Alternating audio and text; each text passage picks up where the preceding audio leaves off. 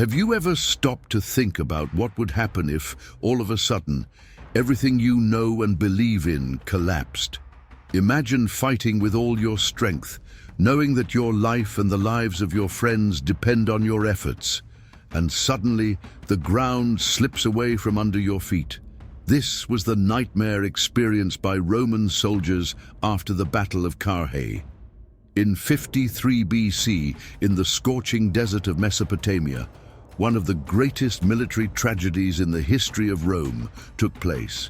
The powerful and almost invincible Roman army was defeated in a brutal, humiliating and terrifying way, defeated by an enemy much greater than they could have imagined, the Parthians. Now, imagine the worst possible scenario, not only defeat, but the humiliation of being captured, of seeing your hopes shattered. What would be worse than death? Perhaps the pain of being taken prisoner, of being treated like merchandise without knowing whether fate would reserve you torture, a slow death, or something even crueler. When the battle was over, what was left for these soldiers was an uncertain future, an abyss of fear and hopelessness. Imagine hundreds of Romans, tired, wounded, and above all terrified, being dragged to an unknown fate. They did not know what the future held for them. Would they be used as slaves? As mercenaries in distant lands, fighting for their lives or at the mercy of their captors? Fear gripped their souls. One thing was certain, their lives would never be the same again. But what really happened to these soldiers after Carrhae? What did the Parthians do to them? The stories are chilling: psychological torture, public humiliation, and a dark future that still remains shrouded in mystery. Some say that these men were sent far away, forced to fight in lands they could not even locate on a map. Others speak of the humiliations they suffered, something many never dared to imagine. And most disturbing of all, did you know that part of this story remains an enigma to this day? The answers, as we will see, are as unexpected as they are terrifying. What really happened to these men? How did defeat turn into a cycle of endless suffering? Well, the answer is here, and I'm going to show you everything. But I warn you, what you're about to discover will leave you speechless. Can you imagine what happened to these soldiers? What horrors did they face? Don't look away, because the answer to this question will surprise you. Get ready to unravel this story of terror, mystery, and overcoming. If you haven't subscribed to the channel yet, take advantage now to be part of our community. Every interaction you make makes this space more special. Defeat and captivity. The Battle of Carrhae, which took place in 53 BC, was not just another military confrontation in the history of Rome. It was the turning point that challenged the foundations of Roman supremacy. Imagine the greatness of Rome at that time. An empire that dominated vast regions of the known world, with its legions feared by all, its military tactics envied, and its power unquestionable. For many, Rome was the most powerful force that had ever existed, and its victories followed one another with impressive consistency. But Carrhae was different. In a remote arena, far from the safety of the city walls, Rome suffered a devastating defeat against the Parthians, an empire that, until that moment, had been seen as a distant threat. The battle was not just a defeat in terms of troops. It was a deep blow to the heart of Roman self-confidence. The central figure in this tragedy was none other than Marcus Licinius Crassus, one of the richest men in Rome, and at the time, one of the members of the first triumvirate, which included Julius Caesar and Pompey. Crassus, driven by his desire to increase his fame and power, was at the forefront of the campaign. He did not know, however, that his quest for glory would lead him to a fatal fate. The battle, which took place near the city of Carrhae in modern-day Turkey, was marked by a series of bad military decisions, intelligence failures, and, of course, the clash between two completely different cultures. The Parthians, known for their heavy cavalry, were experts in quick and devastating attacks. The Roman legions, accustomed to fighting in organized formations and a war of attrition, were not prepared for this type of battle. The Parthians surrounded the Roman troops and, with an extremely effective siege technique, managed to immobilize Crassus's force. The result was catastrophic. Of the 40,000 Roman soldiers who participated in the battle, around 20,000 were killed and another 10,000 were captured. These prisoners, who had once been symbols of Rome's unbeatable power, were now pawns in the hands of its enemies. But what happened to these men? What did the most powerful empire in the world do to cope with such a humiliating defeat? Have you ever wondered what it would be like to see the confidence of an empire crumble before your very eyes? Rome was not just facing the loss of soldiers, but a blow to its very identity. The defeat was such a shock that no one knew for sure how Rome should react. Roman tactics, which were considered unbeatable, had failed. And who else could bring Rome down if not Rome itself? Now, imagine the reaction of the Roman population upon learning that their most trusted legions had been defeated by an army so distant and so different. It was as if the empire had seen its power shattered. The humiliation was even greater because the Romans, who saw their legions as the vanguard of civilization, had been defeated by an army that used completely different tactics from their own. And now they were facing a historic victory that would forever be recorded in the annals of history. And what about the figure of Crassus, who saw his dreams of glory turn into a nightmare? How would he have felt when he realized that it was not just his career that was at stake, but the fate of thousands of soldiers and, by extension, Rome itself? This defeat meant something even more profound for Roman history. It exposed vulnerabilities that many Romans preferred not to admit. It was an open wound that Rome, for all its strength, did not know how to heal. The fear that other nations would take advantage of this weakness and challenge Rome became a reality. And can you, the viewer, imagine the depth of shame that the Roman soldiers felt when they were captured? What was going through the mind of a legionary who, for years, had been proud to wear the mantle of the Roman legion, now being taken prisoner? This defeat was not just a military loss. It was an indelible mark on the history of Rome. But what happened next? How did the empire deal with this disaster and with the soldiers who, in the end, ended up in enemy hands? In the next section, you will learn about the fate of the Roman prisoners and the psychological impact of this defeat on both the empire and the soldiers themselves. Stay with me, because what happened next is as intriguing as the battle itself. What do you think of this first part of the story? Have you ever imagined what would happen if today's Rome had to face such a humiliating defeat? Leave your opinion in the comments and stay with us, because the story is just beginning.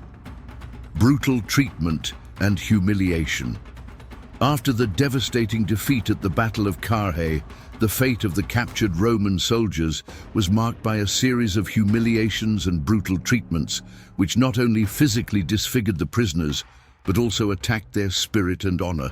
Have you ever thought about what it would feel like to lose such an important battle, where your life and the lives of so many others depended on failed leadership? Now imagine being captured by ruthless enemies and having your dignity and identity as a Roman soldier, symbol of the most powerful empire on earth, violently ripped away from you. Because that's what happened. The Roman Empire was not just a military force, but a culture imbued with pride and honor. Its soldiers, known for their discipline and courage, were seen by many as the guardians of civilization. The defeat at the Battle of Carrhae was not just a military loss. It was a humiliation for Rome, and for the captured soldiers, the nightmare was only beginning. The Roman prisoners did not receive the honorable death that many had expected. Instead, they were taken as living trophies, objects of cruel revenge. The Parthians, now in possession of a great victory, wanted more than just a military victory. They sought to humiliate and shame their enemies. As if the defeat itself were not enough, the Parthians used their victory to show Rome that even the most powerful could be defeated. And so they began to apply psychological and physical treatment to the prisoners, seeking not only to weaken, but also to destroy Roman morale. The Roman soldiers were subjected to inhumane psychological torture. One of the most notorious was the simulation of a Roman triumph, one of the highest honors bestowed upon a victorious general. In a deliberate attempt to further demoralize the prisoners, the Parthians forced one of the captured Romans to don the armor of Crassus, the defeated commander, and march in a humiliating parade. Imagine the scene. A Roman soldier, so proud of his history and achievements, being forced to portray the figure of a defeated commander in a mocking spectacle that was destined to further undermine his identity. And that was not all. Another heavy blow came with the capture of the legionary eagles. These eagles, which were the sacred symbols of the Roman legions, had a deep spiritual meaning for the soldiers. For the Romans, losing an eagle was almost like losing the soul of a legion. When the Parthians took possession of these eagles and displayed them as trophies, the humiliation was amplified. With each step, the weight of defeat increased, and with it, the psychological suffering of the Roman prisoners intensified. What is most shocking, however, is that behind every torture and humiliation, there was a systematic attempt to destroy what meant most to the Romans: their pride. For the Parthians, it was not enough to win on the battlefield. They wanted to make sure Rome knew that for the first time it had been vulnerable. They wanted to shatter the image of the invincible empire, and to do so, they used the prisoners as key pieces to carry out this plan. But how would you react if you were one of these soldiers? Imagine yourself in their shoes, dressed in your Roman armor, a symbol of strength, now being dragged down by your defeats and humiliations. Every step you take is a reminder that you have failed, that the empire you swore to protect can no longer be considered invincible. What was supposed to be a glorious soldier was now a trophy of war, a tool in the hands of enemies who had much to prove. This brutal treatment took its toll not only on the soldiers' bodies, but on their minds and hearts. Many of them, surely, would have lost all hope of returning to their homeland. In a society like Rome, where honor and glory were the greatest bargaining chips, being captured and treated in this way was an irreversible social condemnation. For the Romans, returning to Rome was not just a physical journey, but a return to their dignity. And now, that seemed increasingly distant. If you were in the shoes of these prisoners, with all your history and pride being slowly torn apart, would you be able to stand your ground? Or perhaps, would you begin to question whether you could ever be who you were again? Now imagine what it would be like to live with the humiliation of seeing the symbol of your identity, the eagle, dishonored at the hands of your enemies. This was not the end of the prisoners' suffering, but a preview of something much darker. However, what happens next, the final fate of these soldiers, is something that goes far beyond simple humiliation. And throughout the story, what unfolded was a true twist that you could never have imagined. It is a crucial part of this narrative that will leave you amazed at how the Roman Empire, the Great Rome, dealt with this terrible defeat. What do you think of this part of the story? Can you imagine the pain and humiliation of the Roman prisoners when they were treated this way? Leave your thoughts in the comments and stay with us, because what happens next will surprise you. Don't miss it. Uncertain fate.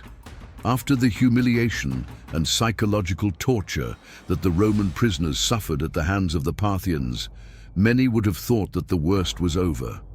However, the fate of these soldiers was much more complex and uncertain than anyone could have predicted. Instead of being killed, as would be expected in such a crushing military victory, the Parthians made a surprising decision. They sent the prisoners to the city of Alexandria Margiana, a distant location on the edge of the empire, but with a much more intriguing meaning than just a final destination. Alexandria Margiana, a strategic city in the region of Parthia, seemed to be the end of the line for the Romans. If the defeat at the Battle of Carrhae was a shock to Rome, this new exile seemed to be confirmation that all was lost. The soldiers who had fought fiercely under the Roman flag now found themselves cut off from everything they knew. They were neither dead nor free. They were prisoners, but at the same time, they were being used as pawns in a great strategic maneuver. The question that quickly arose was, why didn't the Parthians kill the Roman soldiers? Certainly, the Roman Empire had many enemies, and the opportunity to eliminate an entire military force seemed tempting. But the Parthians, in their wisdom, knew that killing these men would not bring the same advantage. They could use them for something much more valuable, an army of their own. The Romans were not just prisoners, they were experienced and disciplined soldiers, with skills that the Parthians desired. Let's not forget that Parthia was in constant conflict, especially with Rome, and the Roman army was considered one of the most formidable forces of the time.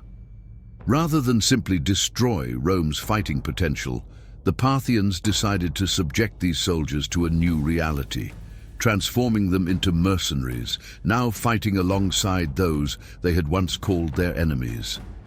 Let's imagine for a moment the confusion and uncertainty these soldiers felt when they were transferred to Alexandria Margiana. They had been defeated, dishonored, and now they were being used as tools of war for the Parthians. How do they deal with this radical transformation of identity? How do they move forward, knowing that the ideals they had fought for had been destroyed, and that they were now under the command of a force they had once seen as an enemy? What was going through the minds of these men who, once proud Roman legionaries, were now mere mercenaries in a foreign army? Now we cannot help but notice that throughout history, it has been common for prisoners of war, as mercenaries, to be used in campaigns in neighboring territories. The use of soldiers as mercenaries was not something new, and many Roman armies resorted to this practice. What makes this story even more intriguing is the fact that, even in their new role, these men maintained their exceptional military skills. They were, in a way, transforming a crushing defeat into an opportunity for survival. For the Parthians, this meant a military advantage, but for the Romans, it was the price of their own freedom and dignity. But the story does not end there. The fate of these Roman prisoners takes on an even more fascinating and mysterious turn when one considers a controversial theory that places these men in a leading role in a completely unexpected historical event. Have you ever heard of the Battle of Zizi in China? Well, this theory, which was considered almost a fantasy by many historians, suggests that some of the Roman prisoners could have fought in this battle, now fighting alongside the Chinese against a common enemy. A Roman soldier who had previously wielded his gladius in Rome now wielded a sword in distant lands, far from his home. And who would have thought? Some even suggest that these prisoners could have been part of the first major military interaction between the Roman Empire and Eastern civilizations, more than 1,000 years before Marco Polo. This theory, however, is not without controversy. Recent DNA testing has undermined the idea that these Roman soldiers actually participated in the Battle of Zizi, as genetic evidence suggests that the prisoners did not fit the profile of the local population. This raises important questions about the veracity of this hypothesis, but at the same time, it makes us reflect on the incredible possibility that the history of the Romans may have been much more complex than we imagine. Have you ever wondered if deep down, the story of the Roman soldiers captured at the Battle of Carrhae could have been the beginning of an even grander plot? What if these figures, now stripped of their Roman pride, had reinvented themselves as warriors in distant lands, as key players in battles that spanned continents? What can we learn from these men who, despite their defeat, managed to find a new way to fight, to resist, and even to conquer new territories? At this point in history, the narrative is far from over. What happens next to these prisoners will change the way we perceive human resilience and the unforeseen paths of history even further. And what do you, as a viewer, think of all this? What are your thoughts on this uncertain fate? Let us know in the comments and stay tuned, because the next steps of this story will surprise you even more. Don't miss the chance to understand how this plot unfolded in a way you never imagined. The return to Rome and the legacy of Carrhae. The Battle of Carrhae was a dark chapter in the history of the Roman Empire, a strategic defeat that echoed for centuries and had profound impacts on the following generations. However, the scars of this defeat did not only mark the Roman soldiers, but also the very identity of Rome. It was an open wound that would never stop bleeding, even as the years passed. The great empire that had previously seen itself as invincible now had to deal with a humiliating defeat. But what few know is that, amidst the tragedy, a thread of hope began to be woven into the future of the Roman soldiers who survived. After years of uncertainty and suffering in exile, some of the Roman prisoners who had survived the confrontation with the Parthians began to return to Rome. They were no longer the invincible warriors who had left the city with their armor shining in the sun, ready to conquer lands. No, these men were shadows of their former selves, carrying not only the weight of their experiences, but also the physical and psychological scars of defeat. The return to Rome was not a grand event. There was no triumphal parade. There was no fanfare. The empire was mourning the loss of its best soldiers and leaders. However, for those who survived, the return meant something more. It was an opportunity to rewrite their stories, to find some kind of redemption. After all, not all were captured. Some managed to escape. Others, like the commander Crassus, were not so lucky. His death symbolized the end of an era of Roman glory. But as Rome rose from its ashes, these soldiers brought with them something that could not be erased. The weight of a cruel past, but also the strength of a resilience that transcended defeat. The narratives that followed about these returning Roman soldiers have generated much debate among historians. How was it possible that these men, considered defeated, managed to reintegrate into Roman society? What went through the minds of those who had been held captive for so long, forced to serve under enemy command? Some accounts suggest that upon their return, many of these soldiers began to tell their stories, and it was through their experiences that Rome as a whole began to realize the true extent of the tragedy of Carrhae. But the return to Rome was not just a process of reintegration. The Roman Empire, as a governing entity, was not indifferent to the suffering of its soldiers. Reality was harsh and unforgiving, and Rome had a strong sense of discipline and recovery. This meant that, upon the return of the prisoners, a new way of thinking began to take shape. Rome needed to rebuild its strength, renew its armed forces, and restore confidence in its military capabilities. It was in this context that Rome began to look more closely at the tactics of its enemies, especially the Parthians. Instead of underestimating the Parthians, as had been done previously, Rome began to study them more closely. Although the defeat at Carrhae was humiliating, it provided valuable lessons for the empire. As a result, the Roman army began to reinvent itself.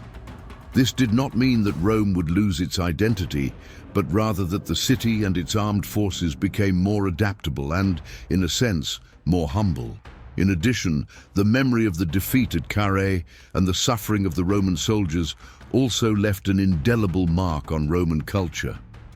The story of the battle and the humiliation of the prisoners was passed down from generation to generation, not only as a reminder that Rome could be defeated, but also as a symbol of resilience.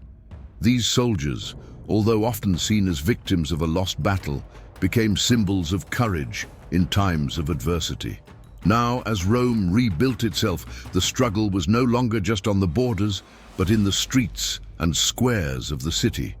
As Roman citizens, these soldiers were searching for a new way to connect with their roots and with the empire. The stories of Carrhae and the captivity became part of Roman culture, told and retold as a lesson in perseverance, but also as a warning that no civilization, no matter how powerful, was immune to defeat. This process of recovery was crucial not only for the soldiers, but for the empire itself. As Rome rebuilt itself, it gained a greater understanding of the complexities of war, power, and strategy. The defeat at Carrhae, paradoxically, helped Rome grow.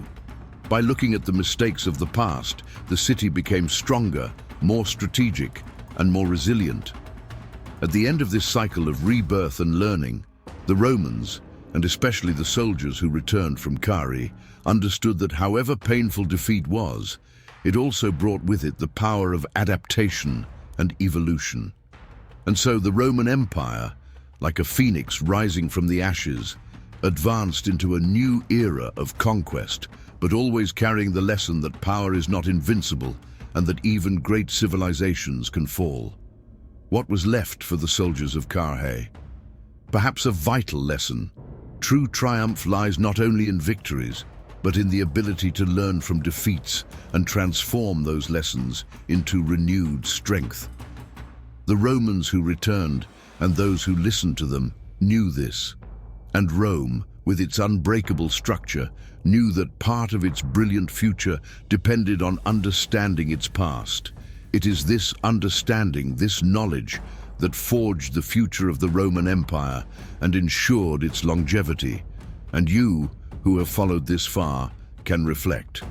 What must the soldiers of Carrhae have felt upon returning to Rome, upon seeing the city they once considered invincible now recovering?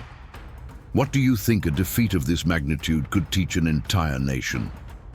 Leave your opinions in the comments. You are not just watching, you are also part of this story. Until next time.